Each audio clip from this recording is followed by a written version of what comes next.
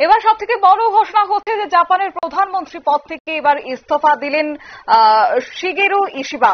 জানা গেছে দলের প্রেসিডেন্ট পদ থেকে ইস্তফা দেওয়ার পরই শুরু হয়েছে জল্পনা প্রকাশ নিয়ে শাসক দল লিবারেল ডেমোক্রেটিক পার্টির অন্তর্দ্বন্দ্ব।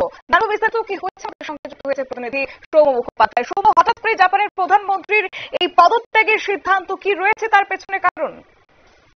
দেখো, গত বছরই যে বর্তমানে শিগেরু ইশিবা প্রধানমন্ত্রী যে জাপানের, তার দল লিবারেল ডেমোক্রেটিক পার্টি ক্ষমতায় এসেছিল, কিন্তু তারপরেই সংসদে দুটো কক্ষে নির্বাচন হয়েছে যেখানে ইশিবার দল ক্ষমতা হারিয়েছে।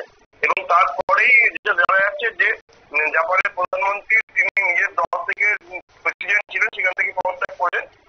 পাশাপাশি তিনি প্রধানমন্ত্রীর পদ থেকে পদত্যাগ করে বলেও ইচ্ছে প্রকাশ করেছেন যে আগামী এক সপ্তাহের মধ্যেই এটা পরিষ্কার হয়ে যাবে এবং সরকারিভাবে জাপানের তরফ থেকে ঘোষণা করা হবে বলে জানা যাচ্ছে।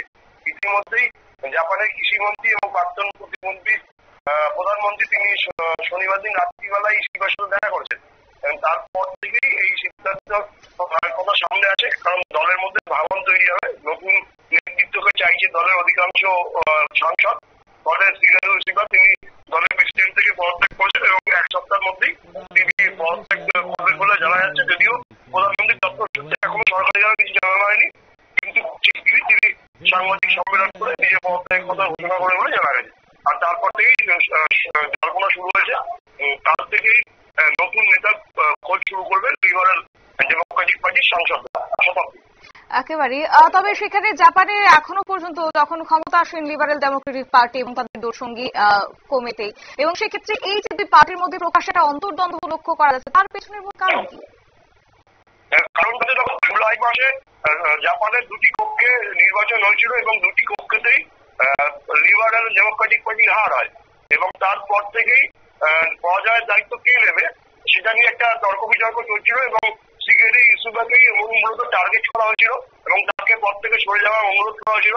তারপর থেকে মাস দুয়েক একটা টানাপোড়েন চলছিল।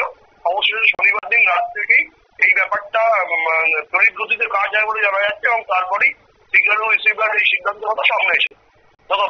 ধন্যবাদ। অর্থাৎ জাপানের প্রধানমন্ত্রী এই ইস্তফা দেওয়ার ইচ্ছা প্রকাশকে কেন্দ্র করে ইতিমধ্যে একটা আলোড়ন সৃষ্টি হয়েছে। স্থানীয় বিভিন্ন সংবাদ মাধ্যম সূত্রে দাবি করা হচ্ছে যে জাপান জুড়ে লিবারেল ডেমোক্রেট পার্টির আইন প্রণেতারা নতুন নেতৃত্বের এবার দাবি তুলেছেন। নিয়ে নিচ্ছি ছোট্ট একটি বিজ্ঞাপন বিরতির, সঙ্গে থাকুন।